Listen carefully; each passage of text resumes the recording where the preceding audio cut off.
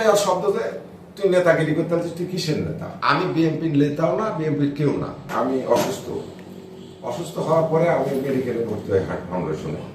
আমার এমনিতে রিং করেন আছে।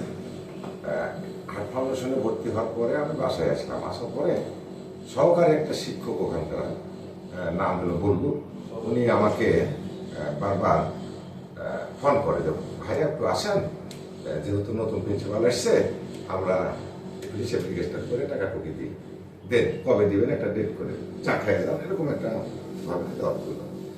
তো আমি সেক্ষেত্রে সেদিন গেলাম। সেদিন কি কয় তারিখ ছিল?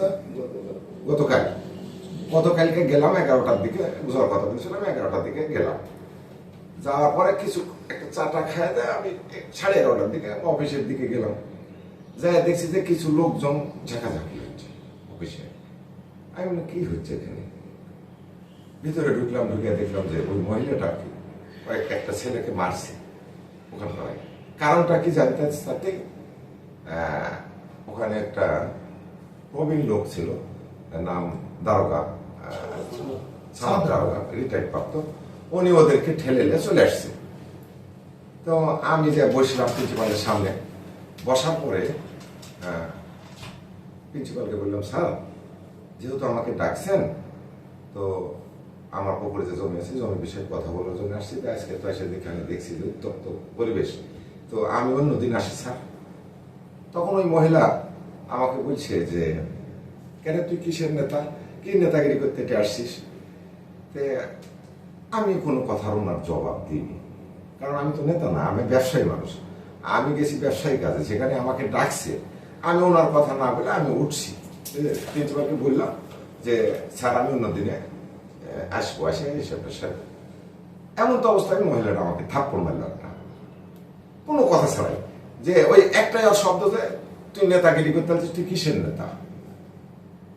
তখন আমি আর ইয়েটা ধরে রাখতে পারলাম না, না পারে আমার পায়ের থেকে স্যান্ডেলটা খুলে মহিলাটাকে 3-4টা বাড়ি দিছি। এই হলো ঘটনা। তারপরে আমি বের হয়ে চলে আসছি। আমি একাই গেছি।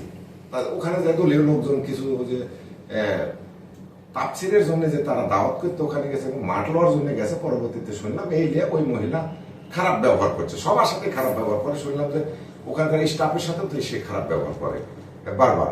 তো এই পুরো ঘটনাটার মূল ঘটনাটা হলো এটা। এর বাহিরে আমি কিছুই জানি না। প্রচারগুলান হয়েছে, এই প্রচারগুলান আমার বিরুদ্ধে যেটা হয়েছে এটা সমস্তটাই মিথ্যা। আমি চাঁদাবাজ কিংবা চাঁদা করতে যাওয়া না। আমি বরঞ্চ কলেজ আমার কাছে যে টাকাটা পাইতো জমি লিজের, এই টাকা দেওয়ার উদ্দেশ্যে যাই দেখছি যে ওখানে গ্যাঞ্জাম। আমি বিএনপির নেতাও না, বিএনপির কেউ না। এই জায়গায় আমি জড়াইয়া গেছি। মহিলা আমাকে মারে, এই পাল্টা মহিলার সাথে আমার এই আচরণ হয়। যাই হোক, এর জন্যে যে প্রচারণা চলছে, এটা সকল মিথ্যা এবং ভিত্তিহীন, এর কোনো ইয়ে নাই। তাতে আমি এই বিষয়ে সরকারের কাছে এবং এলাকার জনগণের কাছে আইসে ভালো সুস্থ সুন্দর একটা পরিবেশে তদন্ত করলে আমি এই বিষয়ে উপকৃত হব।